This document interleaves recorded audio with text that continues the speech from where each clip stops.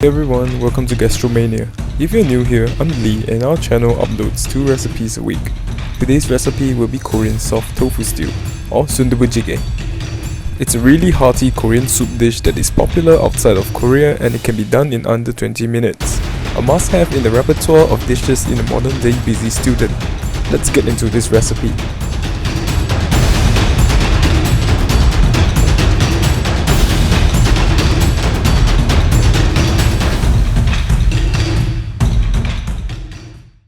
Let's start with the essential ingredients. The most important is obviously the tofu. You have to use soft silken tofu and the Korean type. I've tried using the Chinese kind and it just doesn't taste similar. If I'm not wrong, the water content of the Korean kind is slightly higher. The next essential item is Korean Red Pepper Flakes or gochugaru. We will add the sesame oil later to make the iconic layer of red oil floating on top of the stew when it's completed. Next, for the broth, you're supposed to add 8 to 10 of these large dried anchovies as the base. Remove the heads and guts of the anchovy. You will also need Korean seaweed for the stock, but I'm unable to find it, so I bought Japanese seaweed stock with the anchovies. You will need about 200 ml of the stock for one person. One tip is that you should use less stock than expected, as the sundubu has some water content. For aromatics, we will need 2 tablespoons of minced garlic for one person's portion. This will make the fragrance of the soup very strong. 1/4 of an onion for one person. The yellow onion will make the soup sweeter as we will caramelize it later on. And spring onions. You're supposed to use green onions, but I couldn't find it today and we'll have to make do with this. For some reason, Koreans really like to use green onions to flavor their oil before cooking. We will use the whites for the oil and the greens for garnishing. You will also need about half a cup of fermented kimchi. Please use the older ones for stew as it has a more developed flavor. If you use the fresher kind, you will end up with a soup without body. You can also add more if you like heavier kimchi flavor, but I think it's not necessary. You will also need egg, which is like an icing on top of the cake. The last item is not an ingredient but rather an equipment. The traditional Soondubu Jjigae requires an earthenware pot known as a tukbagi, but I'm not Korean, neither do I own one, so I'll be using a metal pot with a thick base. Now first, I'll be chopping up the ingredients. The onions must be diced into smaller pieces so that it will cook and caramelize fast when heated in the pots. The spring onions must be divided into 2 portions, the white and the green. The green part will be chopped up finely for flavouring the oil later, while the greens will be roughly chopped with longer length for garnishing the soup later on. The green part will wilt too fast under heat and cannot be used for flavouring the oil.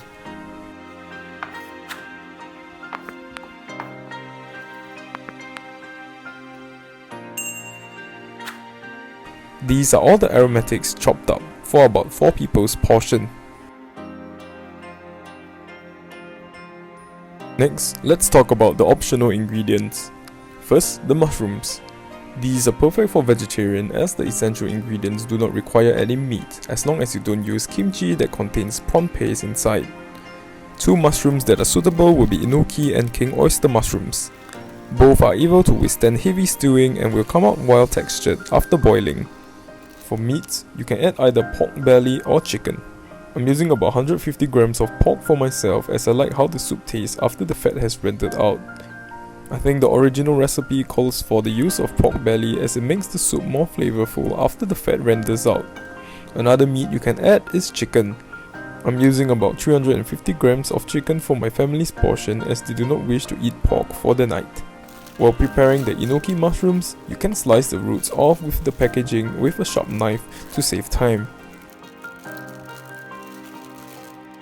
Make sure that you separate out the mushrooms before washing them. This makes sure that they do not clump up later on during the cooking process.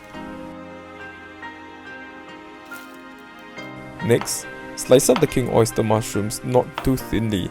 I really like the texture of the king oyster mushrooms after it's cooked in stew. Next, lightly season the chopped up meats if you're adding them. Do not add too much seasoning since they are going into the stew later on. And I almost forgot, you have to add 1.5 tablespoons of sesame oil to 2 teaspoons of red pepper flakes. Add more red pepper flakes if you like it spicier. Stir them well and let's start cooking. Heat up some sesame oil in the pot. Before it gets too hot, add in the garlic and diced onions and fry until fragrant. If you're adding pork belly, add it in at this point to render out the fats.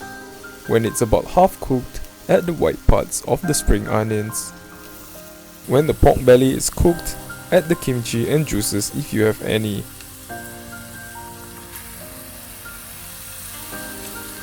Stir lightly and add in the red pepper flake sesame oil mixture. You should not add this at the start as the red pepper flakes burn very fast. Once the fragrance of the red pepper flakes can be smelled, add in the prepared stock. You will understand why I say you should add lesser stock than expected in a while. Let the stock boil and stew.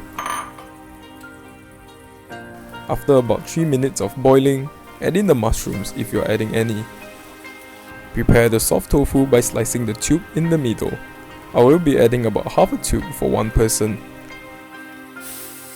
See, the stock overflows due to bad judgment.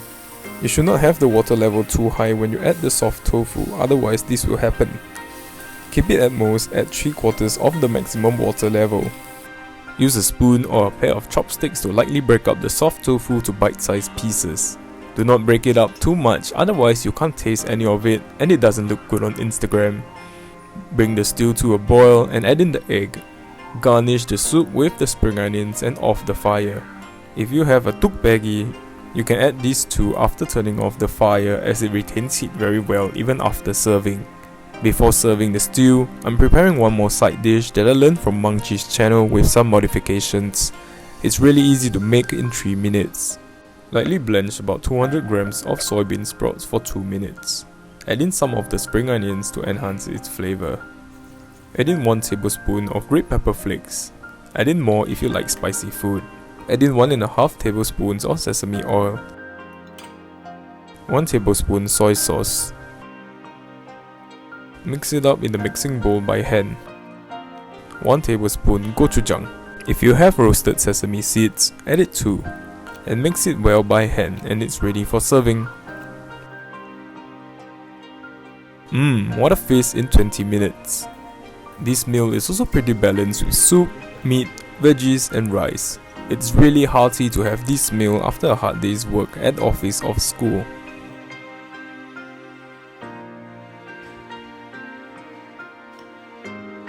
We have come to the end of today's episode. If you like this recipe, consider subscribing to my channel. If you would like to see more Korean recipes, please let me know in the comments below. And I'll catch you in my next video. Bye bye.